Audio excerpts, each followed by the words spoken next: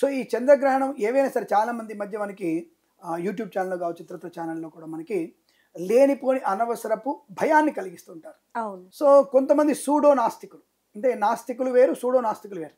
సనాతన ధర్మం మీద మాత్రమే పడి ఏడ్చే వాళ్ళని సూడో నాస్తికులు అంటారు. సరే, అన్ని మతాల గురించి మాట్లాడుతూ అటు పాస్టర్ల గురించి, ఇటు ముల్లాల గురించి, ఇటు సన్యాసుల గురించి మాట్లాడితే నువ్వు నాస్తికుడివే, మంచోడని చెప్తాను నేను. కానీ నువ్వేమో పాస్టర్గా ఒక దగ్గరికి మతానికి వంత పాడుతూ, ఒక ముల్లాల దగ్గరికి వెళ్ళి నువ్వు వంత పాడుతూ సనాతన ధర్మం నువ్వు ఎక్కిరిస్తూ మాట్లాడితే నీ పేరు సూడో నాస్తికుడు అంటాను. నువ్వు ఎవ్వడైనా సరే, నేను భయపడేవాడు కాదు. కిరణ్ శర్మ దానికి భయపడేవాడు కాదు. ఒక మంచి నీవంటూ ఒక పద్ధతిని అనుసరించాలి.